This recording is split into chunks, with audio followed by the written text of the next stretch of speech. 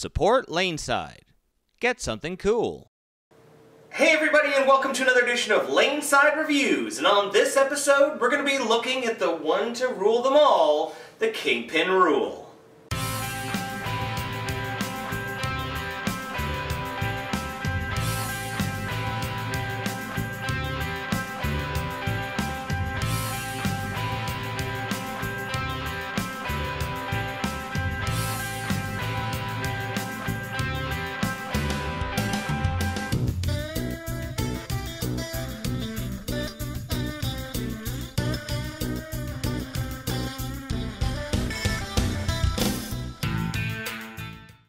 Alright guys, so welcome back. As always, I'm the Bearded Beast, Rob Johnson, joined once again by Scoops Porter, and as we said, we're looking at Brunswick's brand new Kingpin Rule.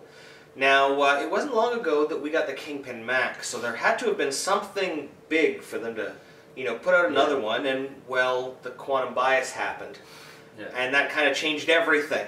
And now we have the Kingpin Rule, so why don't you tell us a little bit about it? It has the ECA XR cover stock. Yep. Which is actually the same one that's on the quantum bias. Yes. The core is the same asymmetric core that's in all the other Kingpins. Yep.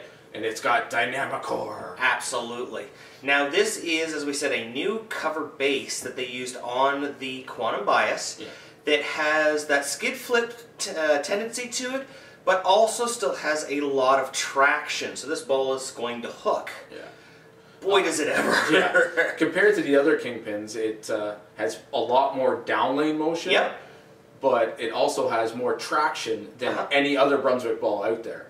Yeah, absolutely. Yeah. If you compare it to the other ones out there, especially the Max, you're going to see it's going to be cleaner up front, but with more mid-lane traction and even more down-lane motion.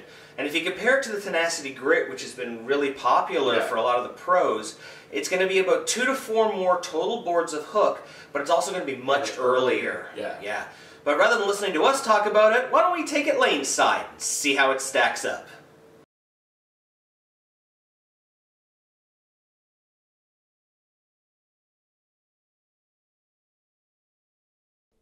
Alright guys, here is Wayne Porter, our speed dominant player. He's bowling the Defy house shot. Now, as we said, this is a very strong ball. Yes. But it is also clean through the front, mid-lane traction with a little bit of skid flip. It seems like it's got the whole basket. It's got a little bit of everything, and you can see it right there. Yeah, well, with Wayne, we're going to see a little bit more of the traction, I think. I don't know if he has enough revs to have skid flip. No, you can see it's getting down there, and when it rolls up, it definitely has a little bit. You can see it jump at the...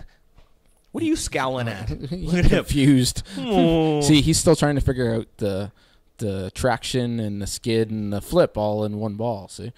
He's like, okay, it skidded, and it grabbed, and then it flipped, and then I'm like, and then what's going on down there?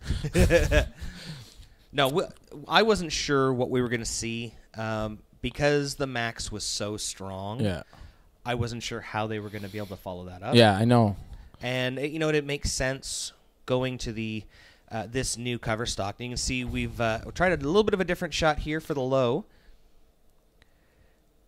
just to give it. One of the complaints that a lot of people had with the whole Kingpin line is it was so smooth. Yeah. And going to this bias cover stock, here you are, it definitely gives it a little more motion down lane. Yeah. Now, that one you kept in the OL, there was no motion. There's no motion. But it did turn at the end. You can see it turn. And then absolutely. And it's still that dynamic core turns a a flat 10 into a strike. Now, here you are getting into a little more friction, and that's when you start to see it. Yeah, it just rolls up. And then, but that's the thing is what I like about it.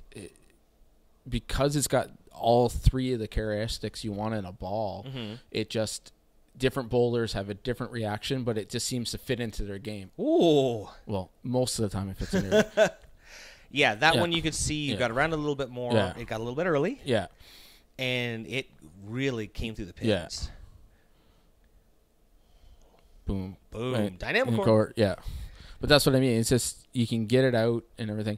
And anything that, for me, that gives me a little bit less worry about making sure that I stay either up the back or, don't spin it or pull it or tug it.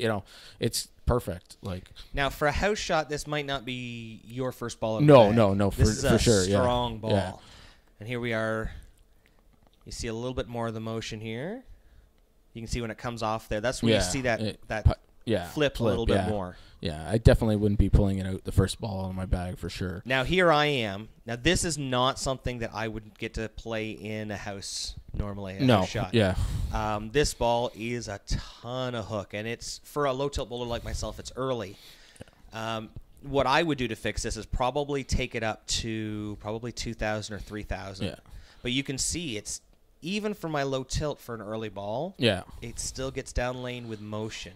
Yeah. Compare that to like the original Kingpin or the Max, and the other ones were much smoother. Yeah. Where this one has. And you had to adjust the cover on those ones before we even got to shoot the video because they were rolling at my feet, at your feet, and just kind of rolling out down lane. Where this one, it's got that part, the clean just through the front is letting you play it. Absolutely. And it's continuing through the pins. You can see that last one finished over the 9-pin, or over the 8-pin, sorry. Yeah.